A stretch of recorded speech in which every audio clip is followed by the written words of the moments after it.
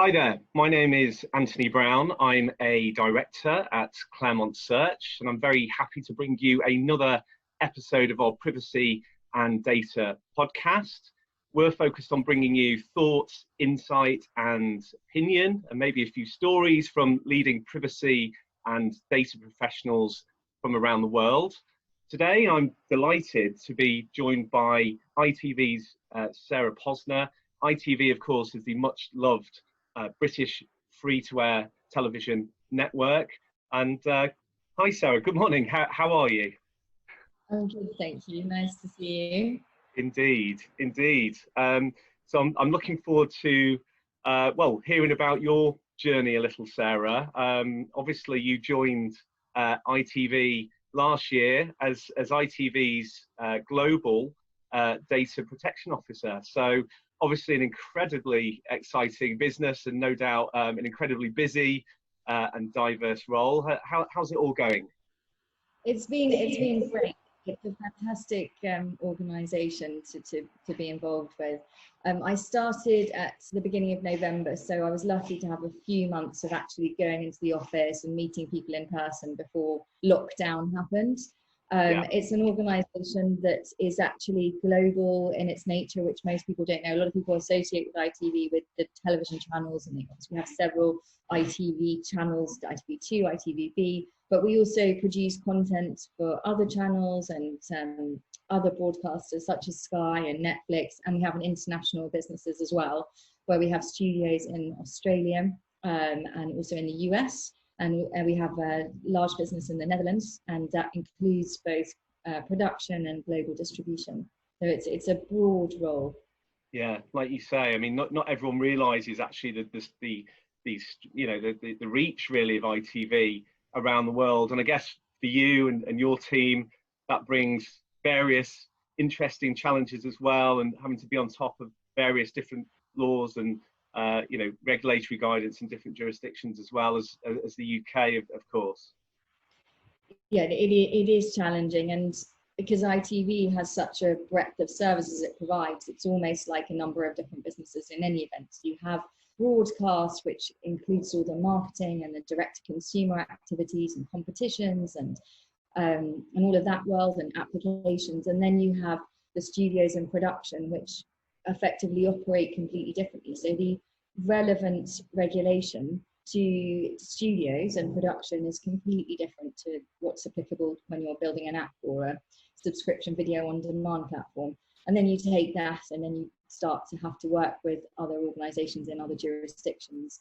It's a challenge. Luckily I've got some great colleagues abroad, and who are very well versed in what's relevant in their jurisdiction. So the important thing, I think, and I found this in working internationally in other organizations, is building that network, ensuring that you have a close working relationship with your colleagues in those jurisdictions, and then working together to resolve problems. Absolutely. And I guess ironically for you and everyone probably in any media organisation, lockdown has probably only increased significantly, the workload. And obviously during lockdown, people have been consuming content more than ever. Obviously, as you mentioned, Netflix. I think everyone's chalked off at least 10 box sets during lockdown. And so I can imagine it's been incredibly challenging for you. And just I think this series of podcasts is, I've called it Privacy in the New World. I don't want to sort of us to dwell too much, on the last few weeks. Obviously, it's the elephant in the room if we don't sort of mention it. But just in general, Sarah, what do you think has been, the biggest sort of privacy challenges for organisations really across the board, over the last few weeks?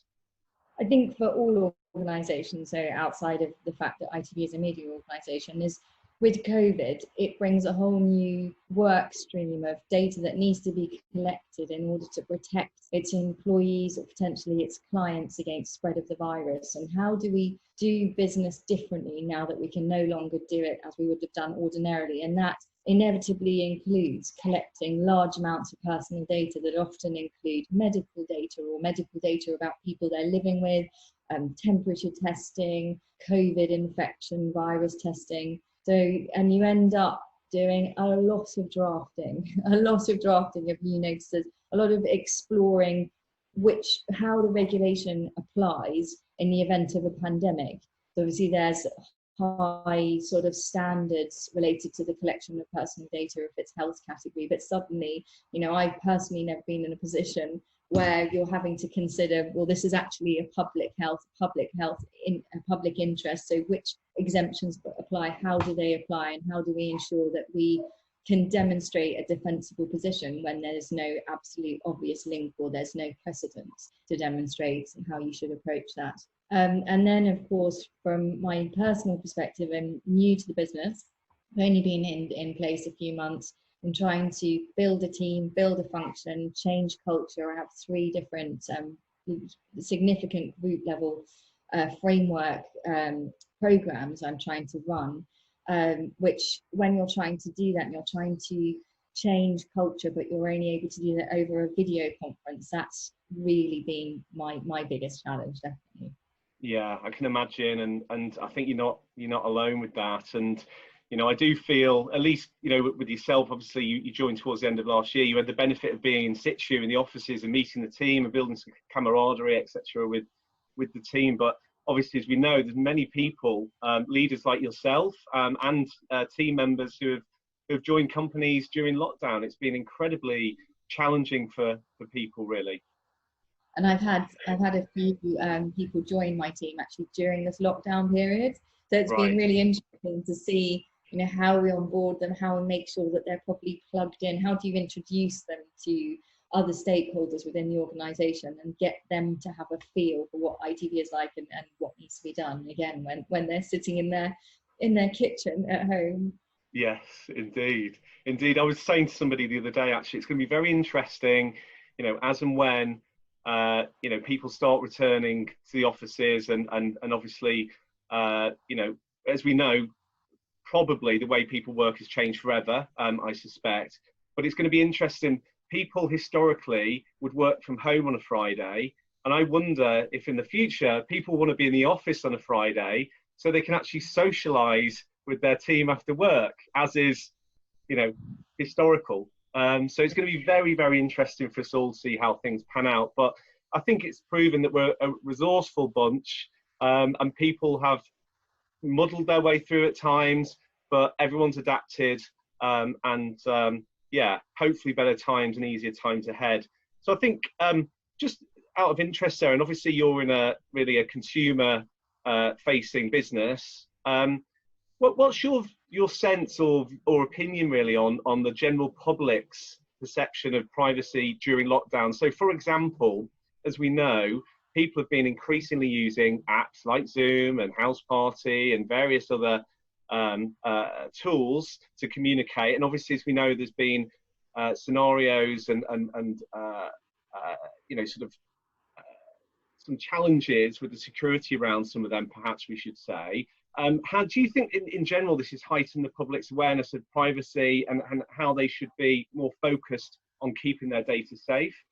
I think suddenly there's a necessity for everyone to rely on technology such as Zoom, whereas previously they may never have touched it. And then there's a lot of press recently about the various security instances. So there are certainly a fair amount of awareness, I think, from a consumer perspective. But during lockdown, I've been working a lot with our production teams and our studios about creating content in lockdown, which again means that they, as an industry, are relying on technology that they wouldn't have done before.